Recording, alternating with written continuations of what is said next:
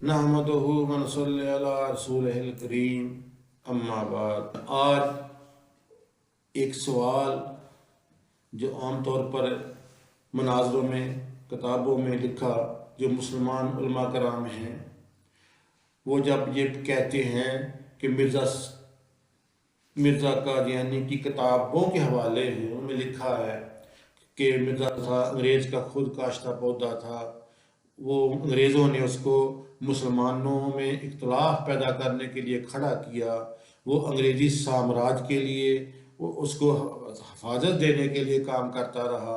उसने अंग्रेज़ से ज़मीनें अलाट करवाईं, उसने अंग्रेज़ की तारीफ में ज़मीन और आसमान के कलाबे मिला दिए। उसने कहा मैंने हिंदुस्तान की गवर्नमेंट की तारीफ में इतनी किताबें लिखी हैं कि 50 अलमारियां भर जाती हैं। जब ऐसी बातें करते हैं, कादियानी को इसका जब जवाब नहीं ना आता, तो वो फिर एक बात कुरान की एक आयत की आड़ लेते हैं। उसके बारे में मैं बात करूँगा। वो कहते हैं कि कुरान मजीद में है उलुल अमर की अतायत का हुक्म है। उलुल अमर से मुराद हुक्मरान है कि जो तुम्हारे हुक्मरान हों उनकी तुम ताबेदारी करो, उनकी अतायत करो। हमारे चूंकि हुक्मरान उस वक़्त अंग्रेज़ थे, इसलिए मिर्ज़ा जो था ना, उनकी मिर्ज़ा कादियानी ताबेदारी करता था, उनकी तारीफ करता था।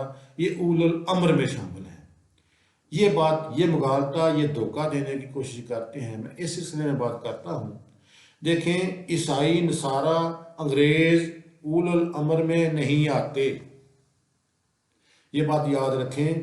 कुरान मजीद में यहाँ लिखा है ना उलुल अमर मिन, साथ मिनकुम भी है। उलुल अमर मिनकुम, वो हुक्मरान जो तुम में से हों, यानी कि जो मुसलमान हों, उनकी बात मानने का हुक्म दिया है। उलुल अमर बात ठीक है, लेकिन ऐसे मुसलमान हुक्मरान जो मुसलमान हों, जो मुसलमानों में से हों, और उनकी बात भी तब माननी फर्ज है, तब माननी, ताबेदारी करनी है। उस बात में ताबेदारी करनी है कि जो उलुल अमर हैं, जो मुसलमान हैं, उनका जो हुक्म है या उनका हुक्म अल्लाह और अल्लाह के रसूल के फैसले के खिलाफ ना हो।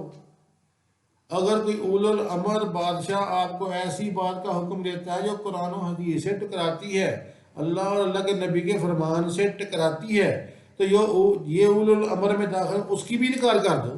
कहाँ वो अंग्रेज़ की माननी?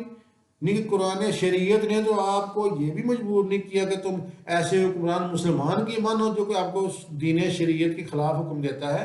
तो अंग्रेज़ की कहाँ, ये एक बहाना है। वो अंग्रेज़ ने उसको खड़ा किया क्योंकि मुसलमानों में एक जज्बा जिहाद था। अंग्रेज़ को पता था कि हमने मुसलमानों से हुकूमत छीनी है, मुसलमानों से हमने हुकूमत छीनी है, और इस कौम में जज्बा जिहाद, ये जंग में कत्ल हो जाना, मारना या मर जाने को ये कामयाबी समझते हैं। ये जज्बा जिहाद जब तक ख़त्म नहीं होगा, उस वक़्त तक हमें इनसे ख़तरा रहेगा, ये दोबारा हम पे हमला करेंगे। इस जज्बा जिहाद को ख़त्म करने के लिए उन्होंने इस आदमी को प्लांट किया, इसको उन्होंने खड़ा किया, और इसने क्या काम किया, फतवा दिया कि अंग्रेज के जिहाद ख़त्म, जिहाद हराम है। और इसने कहा चूँकि लिखा जब मसीह अलैहिस्सलाम आएंगे जो जिहाद ख़त्म हो जाएगा, या चूँकि मैं आ गया हूँ इसलिए जिहाद ख़त्म है। मकसद उसका ये था कि जो ये थे ना अंग्रेज़, उनकी हमायत, उनकी हुकूमत को बचाना, उनसे जगीरें अलाट करवाई और उनसे मदद मांगी। इसने ख़त लिखे हैं कि मैं आपका खुद का काश्ता पौधा हूँ, मेरी तरफ तवज्जो करें, मेरी हिफाजत करें, मेरी मदद करें। ये क्यों था? ये इसीलिए था कि वो अंग्रेज़ का ही खुद काश्ता पौधा था, उसने अंग्रेज़ी साम्राज्य के लिए काम किया था। ये बात याद रखें कि उलुल अमर में नसारा नहीं आते, ये गलत बात है। अल्लाह अमीन।